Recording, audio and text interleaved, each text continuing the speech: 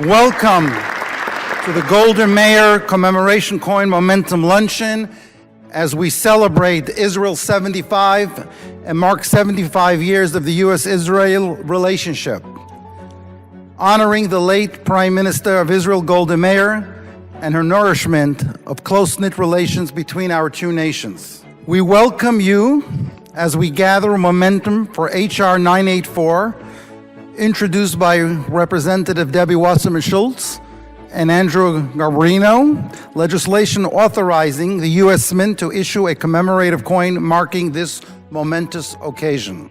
In addition to his work in business, Bobby Rechnitz is also involved in many global philanthropy projects, primarily affecting the U.S.-Israel relationship. Mr. Rechnitz is founding chairman of the Jerusalem Conference, the Iron Dome Congressional Tribute, and the President Shimon Peres Congressional Gold Medal Committee, a high-profile project that marked Israel's 70th anniversary and honored then President Peres' 90th birthday. Before I ask Bobby to come over and assume the MC role here at the luncheon, I would like to ask the Bukharian Chief Rabbi Yitzchak Yeshua to deliver the invocation.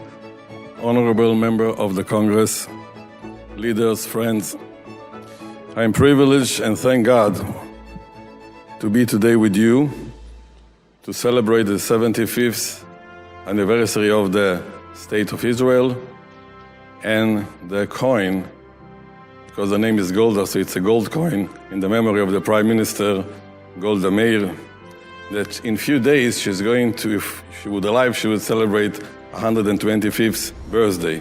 Our MC, Chairman of the Golda Meir Commemorative Coin Committee, Bobby Rechnitz. As we gather here today, we recognize this legislation and its celebration of the life of the late Prime Minister of Israel, Golda Meir. Through the issuance of a commemorative coin by the U.S. Mint, this legislation helps recognize an individual who has cemented her place in the heart and souls of America.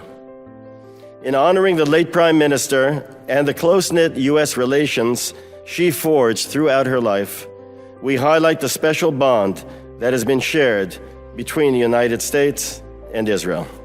We would like to thank a few individuals, our co-chairs for this luncheon, Richard Heidemann.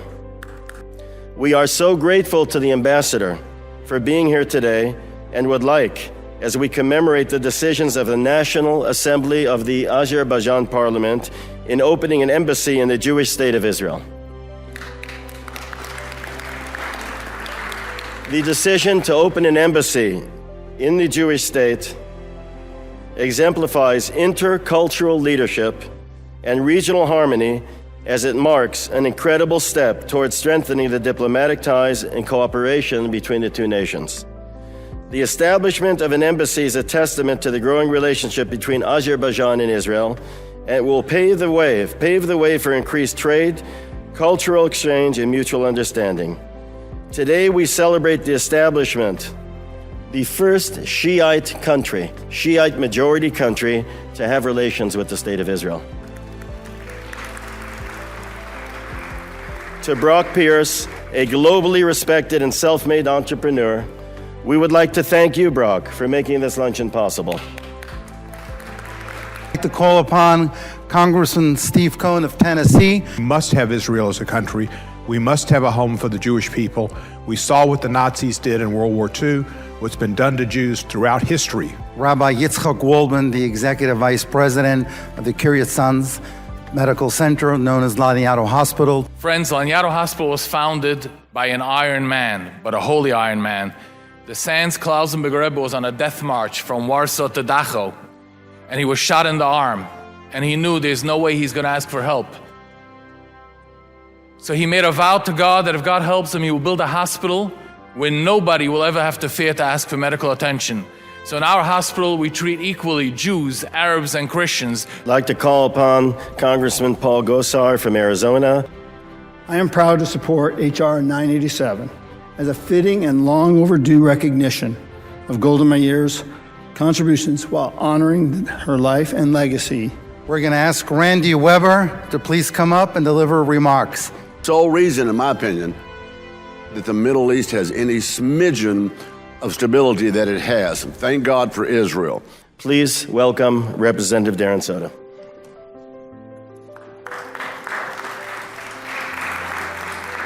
We have nowhere else to go.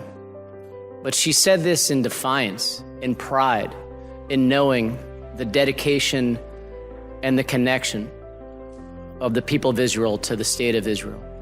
U.S. Representative Juan Vargas. Have to have both parties, both the Democrats and the Republicans together supporting Israel.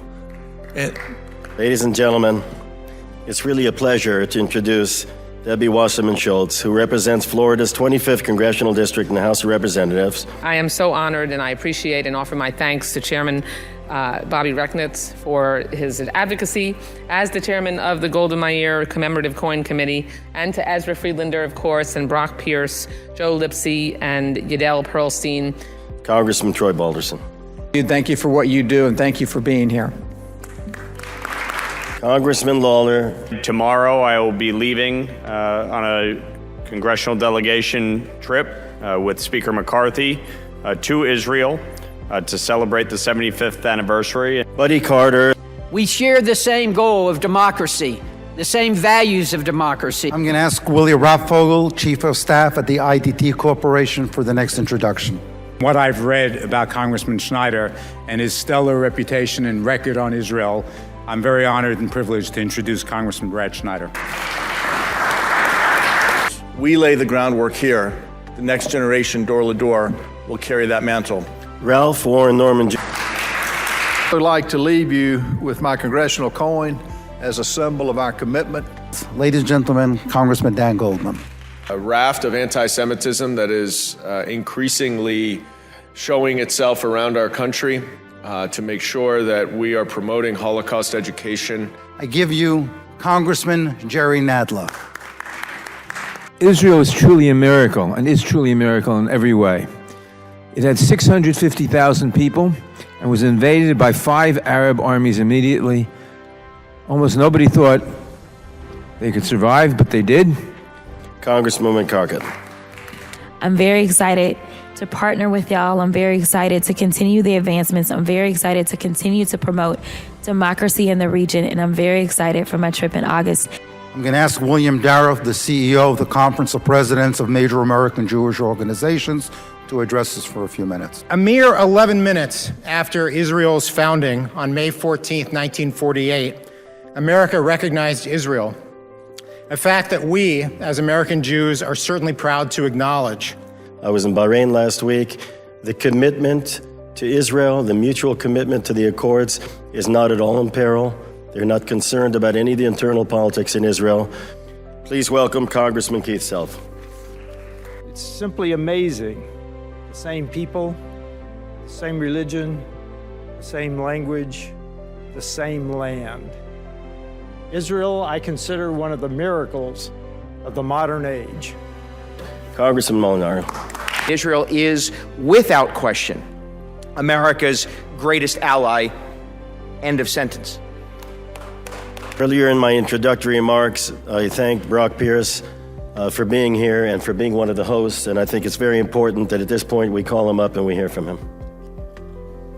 I wear the Holocaust numbers of the late Ed Mossberg, and I have for the last few years to honor him and the work that he did to make sure that we remember so these sorts of things don't happen again. It's a privilege to co-sponsor this and continue to support the wonderful work that you all do.